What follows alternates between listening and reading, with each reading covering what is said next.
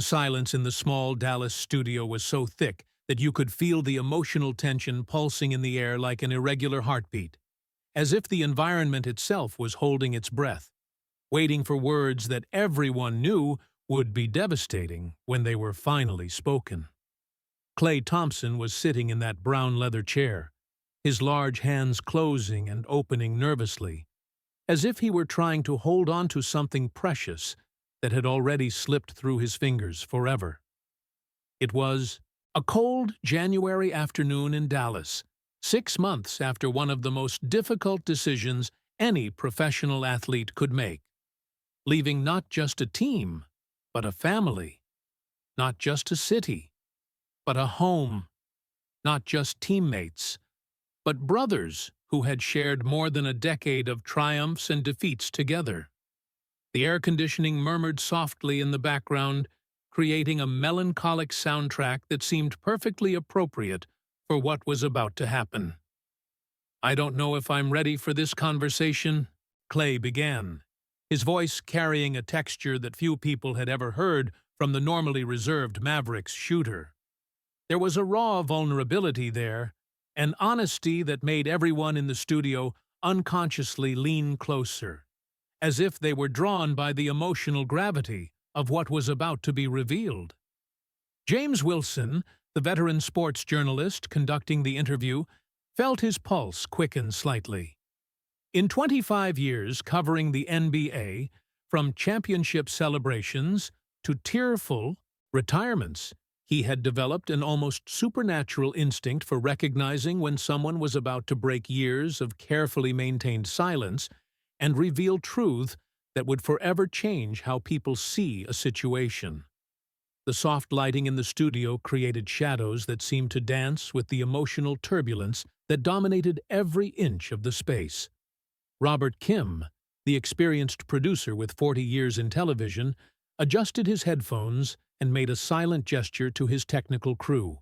His professional instincts were screaming that something historic was about to happen, something that would be remembered and revisited for decades. "You know," Klay continued, his eyes becoming distant as if he were looking through the studio walls, through time itself, back to moments that now existed only in memory.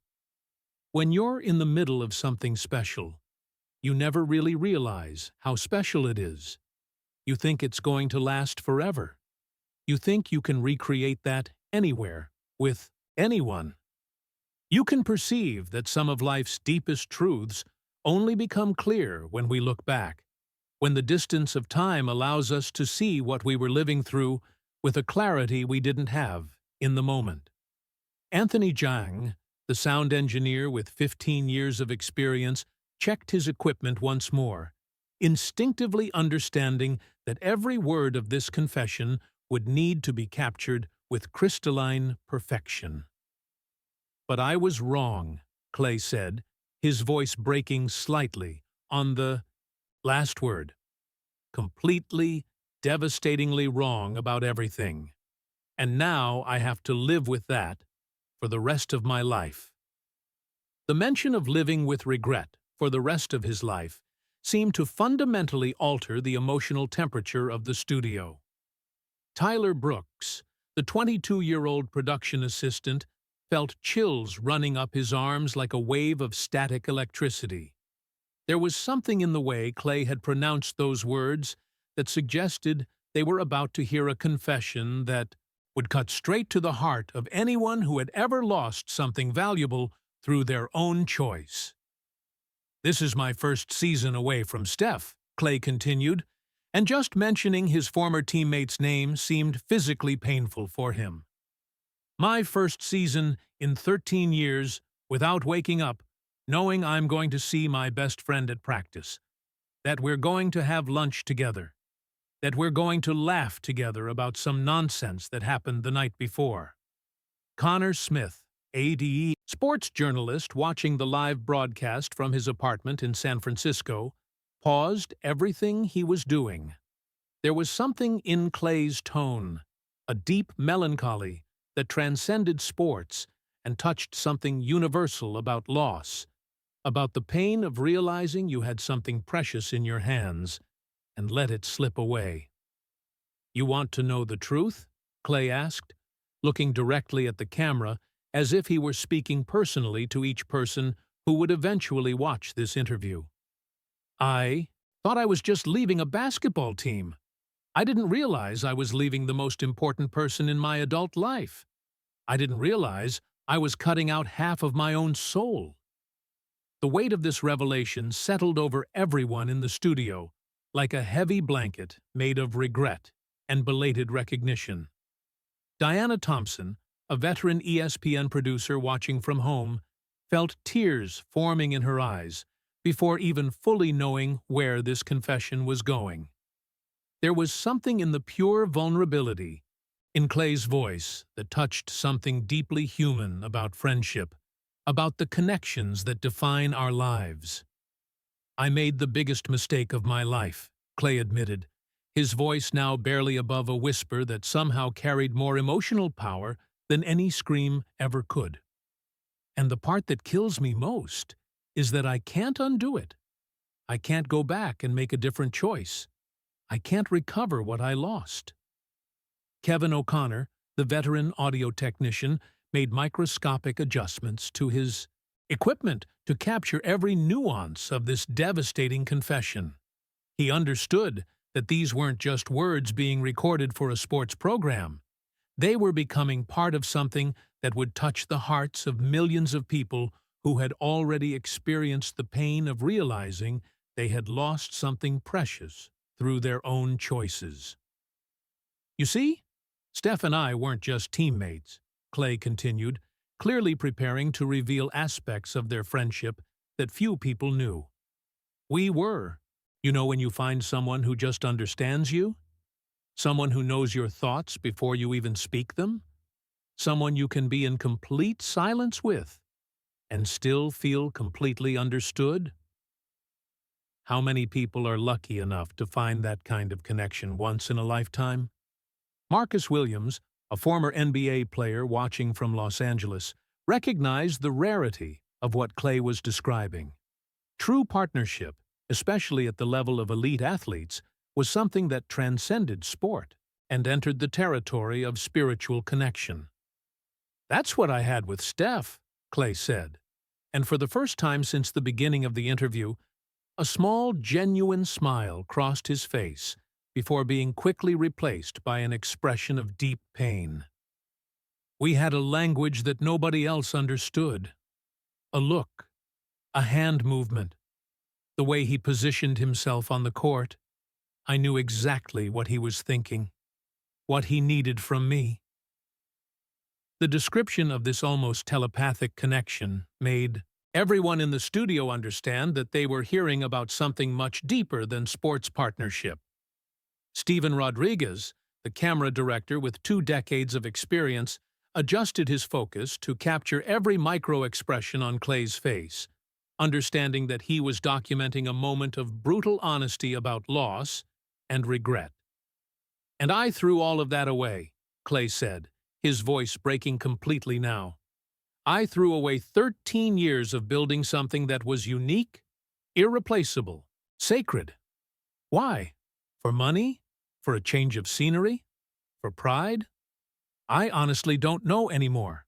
And that uncertainty about my own motivation is part of what kills me every day."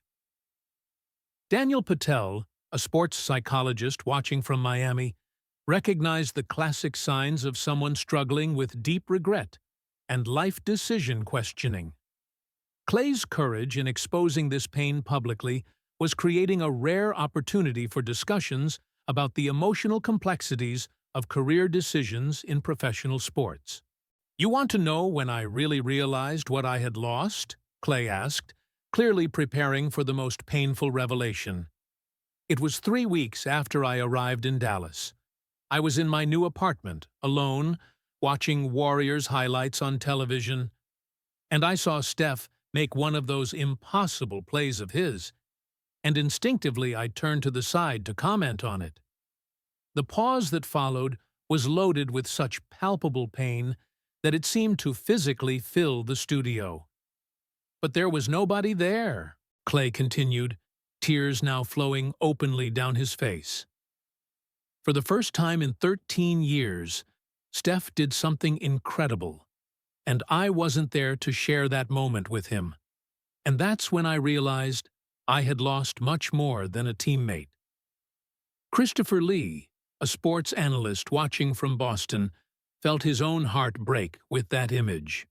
The idea of Klay instinctively looking for his best friend to share a moment of joy, only to confront the empty reality of his new situation, was devastatingly human and universal. "I realized I had lost my person," Klay said, using a phrase that made everyone in the studio understand the real depth of his loss. "You know what I mean by my person? That one person in the world who is always on your side, who celebrates your victories as if they were theirs, who feels your defeats like physical pain." The collective breathing in the studio seemed to have stopped completely. Everyone present understood they were witnessing something that transcended sports and touched the deepest essence of human experience: the need for connection, the pain of loss, the regret of choices that cannot be undone. "And the part that kills me most," Klay continued, preparing for what would clearly be the most painful revelation of all, "is that Steph tried to stop me. In our last conversation before I signed with Dallas, he told me something that I couldn't understand at the time. But now, those words haunt me every day." What exactly had Steph said in that last conversation? What words were shared between two best friends that now tormented Klay with the hindsight of someone who realized he had ignored the most important advice of his life? "He knew," Klay said, his voice now carrying a quality of painful reverence. "Steph knew what I was about to lose before I even knew it. And he tried to save me from myself. But I didn't listen. And now it's too late. Great truths require courage to be spoken. But sometimes, the most devastating truths are those that recognize wisdom came too late, that we realize the value of what we had only after we had chosen to lose it, that some decisions in life cannot be undone, no matter how much we wish we could go back in time." Klay Thompson took a deep breath, and you could feel that he was preparing to open layers of his soul that had remained carefully protected for months, layers of pain and regret that he had carried alone since making the decision he now recognized as the biggest mistake of his life. The sound of his controlled breathing filled the studio like wind before a storm that would reveal truths buried for too long. "You want to know what I really lost when I left Steph?" Klay asked, his voice gaining an intensity that made everyone in the studio unconsciously lean closer. "I didn't just lose a teammate who knew exactly where I would be on the court at any moment. I lost the only person in the world who knew my soul better than I knew it myself." James Wilson, the veteran journalist, felt a chill run down his spine. In 25 years conducting interviews with professional athletes, he had rarely heard someone speak about friendship with this level of raw vulnerability and devastating honesty. The soft lighting in the studio seemed to pulse with the emotional energy that Klay was releasing, each shadow and reflection creating an atmosphere that honored the sacredness of what was being shared. Robert Kim, the veteran producer, worked with the reverent awareness of someone who knew he was documenting confessions that would forever change how people think about friendship, loyalty, and the choices that define our lives. "Steph was the first person I wanted to tell when something good happened," Klay continued, his voice carrying the weight of 1,000 precious memories. "And he was the first person I looked for when something bad happened. He wasn't just my teammate. He was my best friend, my confidant, my chosen brother." You can feel that life's deepest friendships are those that form not through grand gestures or dramatic moments, but through thousands of small shared moments, silent laughter, mutual understanding that transcends words. Anthony Zhang, the sound engineer, worked with the precision of someone who understood he was capturing confessions about the kind of love that is rarely discussed publicly between men. I remember a specific night during the 2016 season, Klay said, his eyes becoming distant as he transported himself back to a moment that had clearly gained even more significance in memory. We had just lost a game we should have won, and I was completely destroyed. Not just upset, destroyed at a level that questioned whether I belonged at that level of basketball. Tyler Brooks, the young production assistant, felt a visceral connection to this description of deep doubt about one's own worth. There was something in the universality of that experience, questioning whether you really belong where you are. That made Klay's story resonate far beyond the world of professional sports. Steph came to my house that night, Klay continued, without me asking, without me calling him, without any communication. He just showed up at my door at 10:30 at night with a pizza and an expression that said, "I know exactly how you're feeling, and you don't have to go through this alone." Connor Smith, watching from San Francisco, had to pause the broadcast for a moment to process the simple but profound beauty of that gesture. It wasn't words of encouragement or elaborate advice. It was simply the physical presence of someone who cared enough to show up in the darkest moments. We spent 3 hours that night sitting on my couch, Klay remembered, a genuine smile crossing his face for the first time in the interview. Not talking about basketball, not analyzing the game, not trying to solve anything, just existing in the same space. Watching nonsense on television, eating cold pizza, laughing at inside jokes that nobody else would understand. Diana Thompson, the veteran ESPN producer, felt tears forming in her eyes as she recognized the profound intimacy that Klay was describing. There was something in the simplicity of that moment. Two friends simply being present for each other that touched something fundamental about what it means to love someone unconditionally. And at the end of the night, Klay continued, his voice becoming softer, more reverent. Steph looked at me and said something I'll never forget. He said, "Klay, you don't need to be perfect to deserve to be here. You just need to be yourself, and who you are is more than enough." Kevin O'Connor, the audio technician, made microscopic adjustments to capture every emotional nuance of this precious memory. He understood that these weren't just words being shared for entertainment. They were becoming part of a testimony about the kind of friendship that can literally save lives. But it wasn't just the big moments, Klay clarified. It was the small daily moments that I really missed. The way Steph always brought me coffee exactly how I liked it, without me asking. How he knew when I was having a tough day just by the way I tied my shoes in the locker room. How is it possible for someone to know another person so intimately?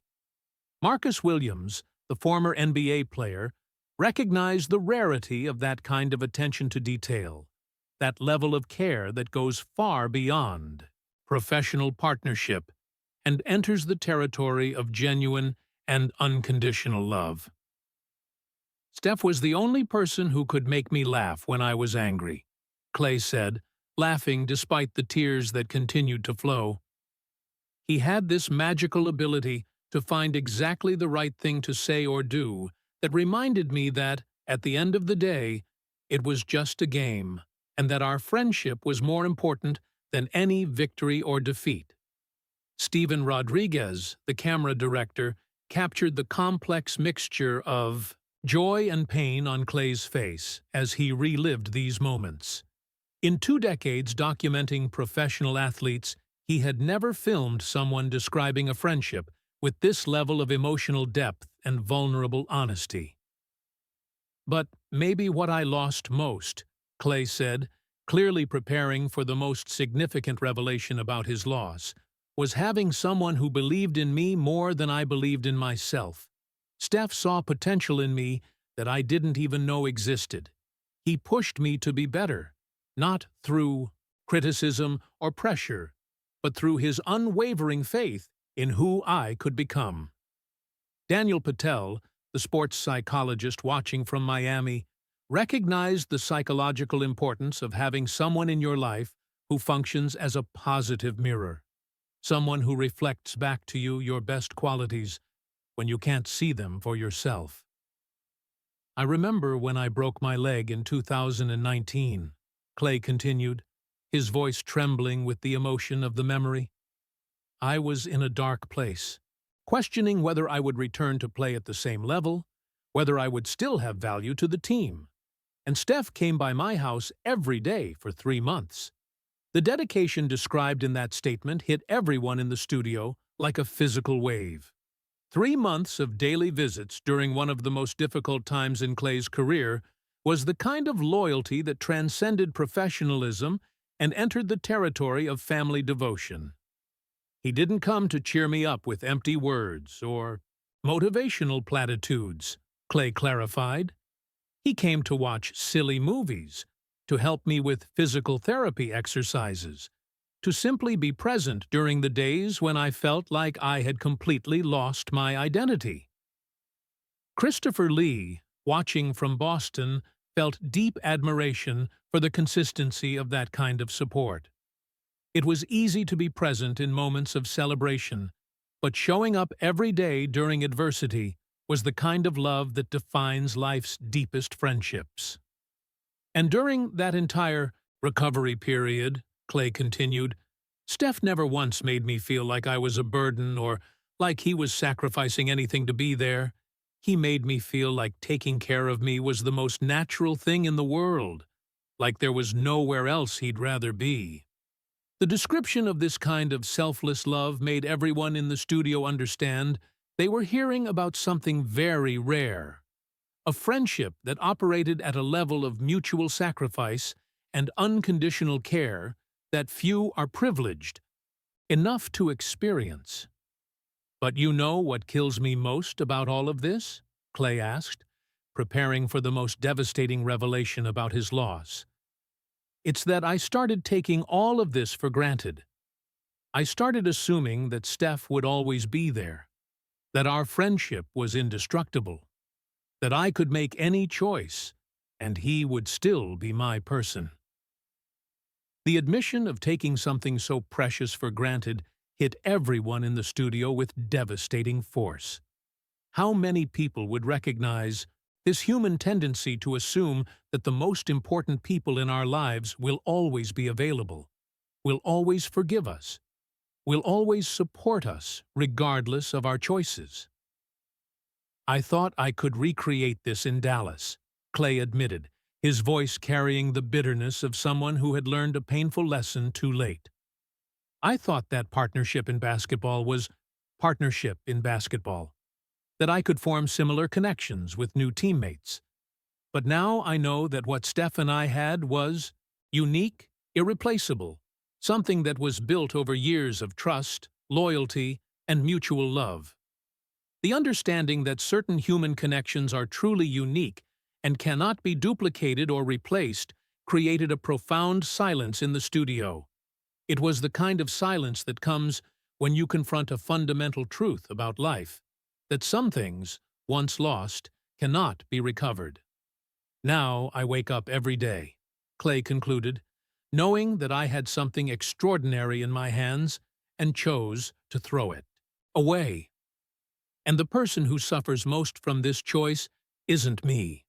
It's Steph, who lost his best friend for a decision he never fully understood. Great truths require courage to be spoken. But sometimes, the most painful truths are those that force us to confront not just what we lost, but what our loss meant to the people we love, the people who trusted us and who never imagined we would choose to abandon them.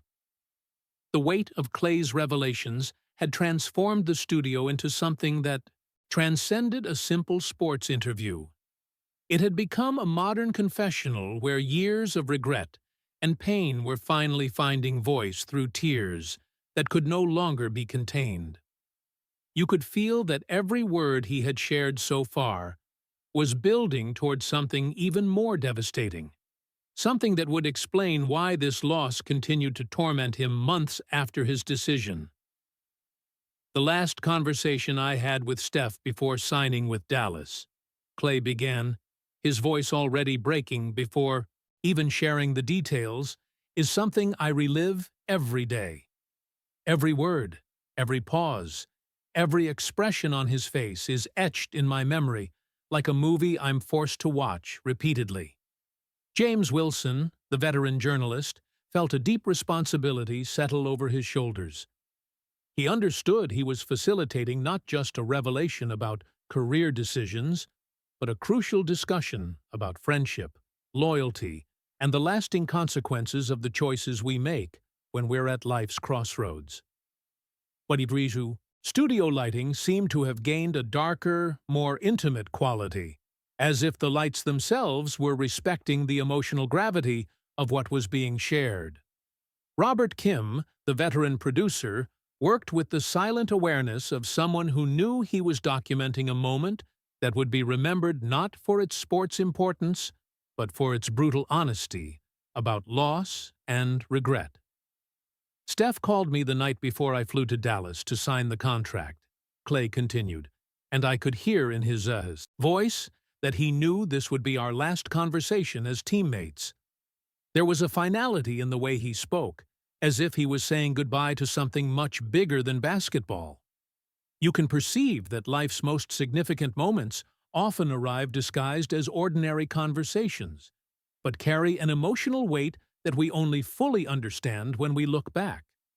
Anthony Jang, the sound engineer, worked with the precision of someone who understood he was capturing confessions about the kind of connection that defines an entire lifetime. The first thing Steph said to me, Klay remembered, tears already beginning to flow more freely, was, "Klay, I need you to know that I understand why you're doing this. I understand that you need to prove something to yourself, that you need to know if you can be the main guy somewhere." Tyler Brooks, the young production assistant, felt immediate admiration for the grace with which Steph had approached a situation that must have been devastating for him personally. Starting a difficult conversation with understanding instead of accusation or emotional manipulation demonstrated a level of maturity and love that was rare to witness. But then Steph said something that caught me completely off guard, Klay continued, his voice trembling with the emotion of the memory. He said, "But I need you to understand what you're leaving behind. Not just a team or a city, but a family that was built over more than a decade." Connor Smith, watching from San Francisco, felt his heart racing with anticipation of what was to come. There was something in the way Klay was building to this revelation that suggested the next words would be the most important of the entire interview. Steph paused for a long time, Klay said, and then he asked me something that haunts me to this day. He said, "Klay, can you honestly tell me that you think you're going to find another place where someone will care about you the way I care? Where someone will know you the way I know you? Where someone will love you the way our family here loves you?" The depth of that question hit everyone in the studio like a punch to the stomach. Diana Thompson, watching from home, had to pause for a moment to process the raw vulnerability of Steph asking that question, the courage required to expose his feelings so completely in the hope of saving a friendship. "And you know what my response was?" Klay asked, looking directly at the camera with an expression of regret, so deep it was almost physical. I said, "Steph, I'm going to find my own family in Dallas. I'm going to build new connections, form new bonds. I was so arrogant, so certain that love and loyalty were things that could be easily replaced. Kevin O'Connor, the audio technician, made microscopic adjustments to capture every nuance of this devastating confession. He understood that these weren't just words being shared about a team change. They were becoming part of a testimony about how pride can blind us to the value of the most precious things in our lives. Steph was silent for almost a full minute, Klay continued, and I could hear him breathing on the other end of the line. And then he said something I didn't understand at the time, but that now kills me every day. Marcus Williams, the former NBA player watching from Los Angeles, leaned closer to the screen, recognizing that they were reaching the emotional heart of this entire confession. Steph told me, Klay revealed, his voice now barely above a whisper.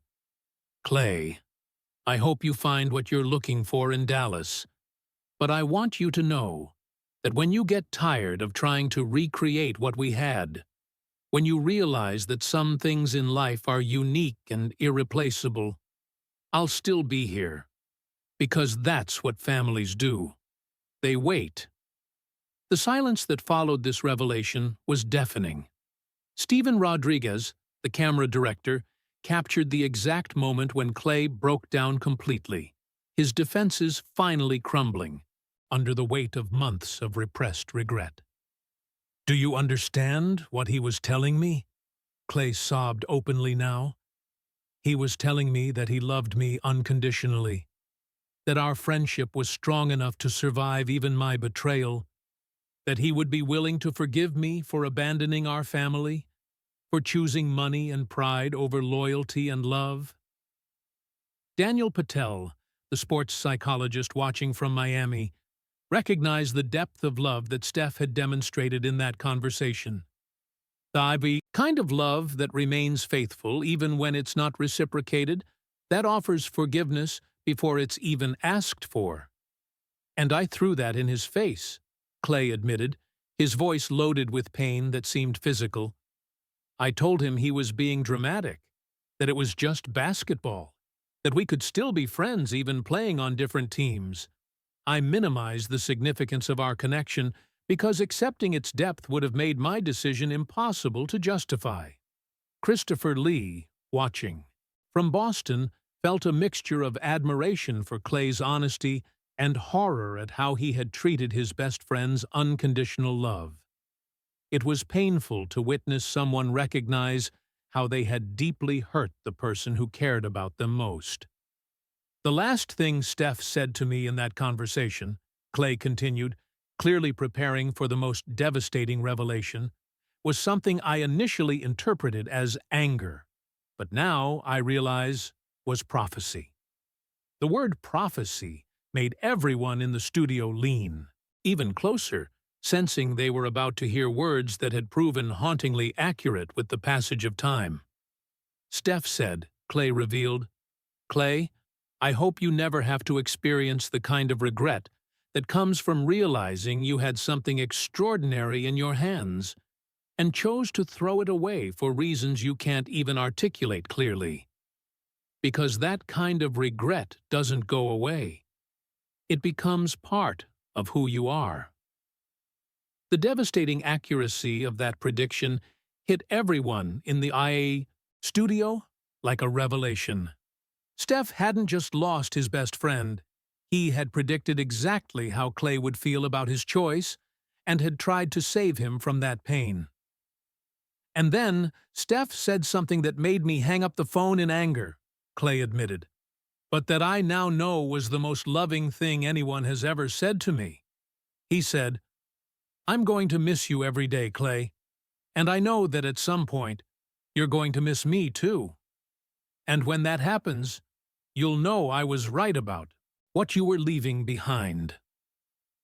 The studio had become a space where truths about love, loss, and regret were being exposed with an honesty that left everyone breathless. It was impossible not to recognize the wisdom and deep love behind Steph's words. even when they had been rejected in the moment.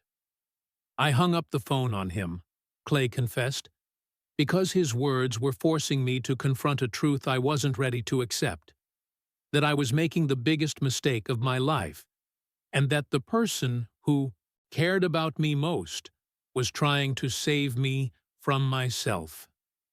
The image of Klay hanging up on the person who was trying to protect him from a devastating decision created a moment of universal recognition. How often do we reject the wisdom of the people who love us most because it doesn't align with what we want to hear?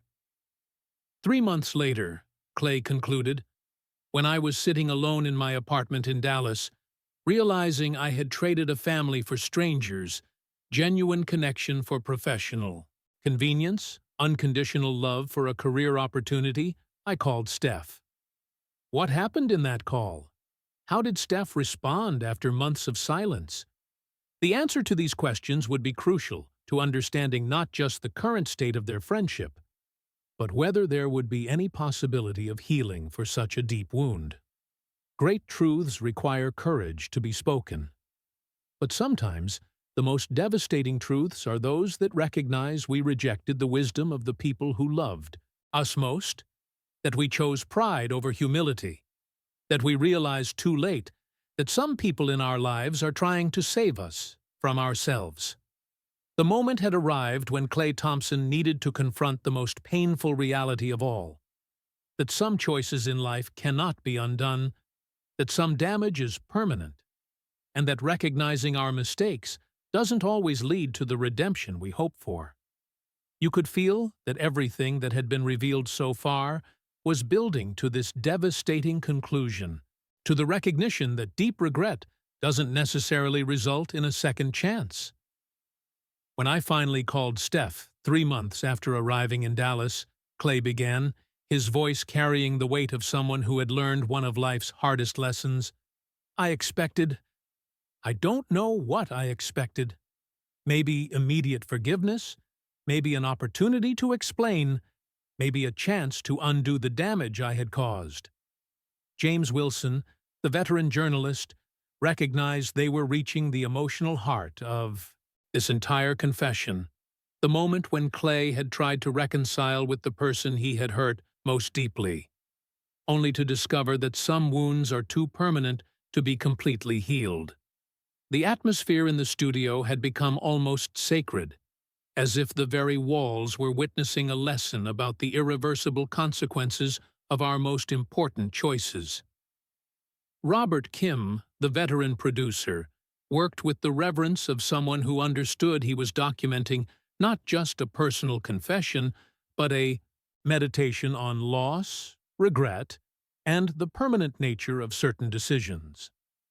Steph answered the phone on the first try, Klay continued, as if he had been waiting for my call. And the first thing he said was, "Hi, Klay. How are you feeling?" There was no anger in his voice, no accusation, just sadness. A deep sadness I could feel through the phone line. You can perceive that sometimes the most devastating responses are those that come not from anger or resentment, but from the genuine sadness of someone who loved deeply and was deeply hurt. Anthony Zhang, the sound engineer, worked with the precision of someone who understood he was capturing a conversation about the kind of loss that redefines relationships forever. I started crying on the phone, Klay admitted, trying to explain to him what I had realized, how I regretted my decision, how I finally understood what he had tried to tell me in that last conversation. I told him he was right about everything, that I hadn't found another family, that nobody knew me like he knew me, that I had thrown away something irreplaceable. Tyler Brooks, the young production assistant, felt a visceral connection to Klay's vulnerability as he desperately tried to fix something he had broken. There was something universally recognizable about the desperation of realizing you hurt someone you love and wanting to undo that damage at any cost. And Steph listened to me, Klay continued, with the same patience and love he had always shown. He didn't interrupt me, didn't tell me, "I told you so," didn't make me feel worse than I was already feeling. He simply let me talk, let me pour out all the pain and regret I had been carrying. Connor Smith, watching from San Francisco, recognized the extraordinary grace that Steph was demonstrating even in the face of his closest person's betrayal. Listening with compassion to someone who had abandoned him demonstrated a level of emotional maturity and unconditional love that was rare to witness. But when I finished talking, Klay said, clearly preparing for the most painful revelation, Steph was silent for a long time. And then he said something that made me realize that some wounds, even when forgiven, leave permanent scars. Diana Thompson, watching from home, felt her heart racing with anticipation of what Steph had said. There was something in the way Klay was building to this revelation that suggested the next words would explain why their friendship, despite mutual love, could never return to what it was before. "Steph told me," Klay revealed, his voice breaking. "Klay, I forgive you. I never stopped loving you like a brother, and I never will. But I need to be honest with you about something. When you chose to leave our team, our family, you didn't just make a career decision. You broke my trust in a way I didn't know was possible." The weight of that statement settled over everyone in the studio like a revelation about the complex nature of forgiveness, that it's possible to forgive someone and still be fundamentally changed by the experience of having been hurt by them. Steph continued, Klay said, tears flowing freely now. "I can forgive you, but I can't not know now that when things got difficult, when you had to choose between loyalty and opportunity, you chose to walk away. And that knowledge changed something in me that I don't think can be changed back." Kevin O'Connor, the audio technician, worked with growing reverence, understanding. He was capturing one of the most honest confessions about the permanent nature of certain relational wounds he had ever witnessed. "But the part that kills me most," Klay continued, "was when Steph told me he had spent months questioning not just our friendship, but his own ability to judge character. He said, 'Klay, if I was so wrong about you, about your loyalty, about your values, about who I thought you were, then maybe I'm wrong about other people too.'" Marcus Williams, the former NBA player, recognized the devastation Steph was describing. The way being betrayed by someone close can shake your confidence not just in that person, but in your own ability to assess trustworthiness in general. "Steph explained to me," Klay said, "that my decision hadn't just affected our friendship, but had made him question all his other relationships. He said that if I, someone he considered his closest brother, could abandon him for money and opportunity, then maybe he didn't know anyone as well as he thought." Steven Rodriguez, the camera director, captured the agony on Klay's face as he confronted the depth of damage he had caused. In 2 decades documenting athletes, he had never filmed someone recognizing so brutally how their actions had hurt not just one person, but that person's ability to trust anyone. "And then Steph told me the most devastating thing of all," Klay revealed, preparing for the words that clearly haunted him every day. He said, "Klay, I still love you, and I'll always root for you. But I can't be vulnerable with you the way I was before. I can't share my deepest fears, my most important dreams, my most intimate insecurities anymore. Because now I know you're capable of using that intimacy against me if it serves your interests." Daniel Patel, the sports psychologist watching from Miami, recognized the painful wisdom behind Steph's words. Protecting himself from further hurt through emotional boundaries was a natural and healthy response, even when it meant the end of an intimacy that had been precious to both people. That was the conversation that made me realize, Klay said, that I hadn't just lost a teammate or even a best friend. I had lost someone who loved me unconditionally, who trusted me completely, who knew me more intimately than anyone else in the world. And that loss was permanent. Christopher Lee, watching from Boston, felt deep sadness for the irreversibility of the situation. Both men clearly still loved each other, but the betrayal had created a wound that, even healed, would leave a scar that would forever change the nature of their relationship. Since that conversation, Klay continued, Steph and I talk occasionally. He's polite, even caring. But there's a distance now that never existed before. A caution in his words, a protection in his vulnerability. I can see that he guards himself with me in ways he never had to before. The description of this new dynamic, love without complete intimacy, care without total trust, created a deep understanding of how relationships can survive betrayal, but never completely return to what they were before. And the hardest truth of all, Klay said, looking directly at the camera, is that I did this to myself. I had something extraordinary, a friendship that most people never experience once in a lifetime, and I chose to throw it away for reasons that now seem completely empty and meaningless. The studio had become a space where truths about regret, irreversible loss, and the permanent consequences of our choices were being exposed with an honesty that touched something fundamental about human experience. If I could go back, Klay said, if I could have a conversation with my 8 months ago self, I would say, don't do this. No matter how much money they're offering, no matter what opportunities you think you're missing, what you have with Steph, what you've built together, is worth more than anything you could gain somewhere else. The finality of that statement, the recognition that it was too late for changes, created a deep and respectful silence in the studio.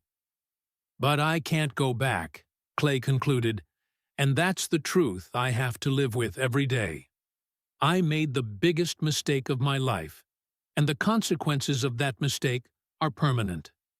Steph forgave me, but our friendship will never be what it was before. And that's my fault, and mine alone. The camera captured Klay, wiping tears from his eyes as he offered his final reflection. If there's one lesson I hope someone takes from my story, it's this. When you have people in your life who love you unconditionally, who know you completely, who are willing to stand by you through anything, value that. Protect that. Because when you lose that kind of love, you may never find it again. The silence that followed was deep and sacred, full of recognition that everyone had witnessed one of the most honest confessions about loss, regret, and the irreversible consequences of our most important choices. Steph Curry isn't just the best teammate I ever had, Klay said in his final words. He was the best friend I ever had, and I lost him through my own stupidity and pride. And there's no amount of regret that can undo that. Great truths require courage to be spoken, but the most devastating truths of all are those that recognize some choices we make in life are permanent, that not all regret leads to redemption, and that sometimes the only thing we can do is live with the consequences of our mistakes and hope that our pain serves as a lesson for others who still have time to make different choices.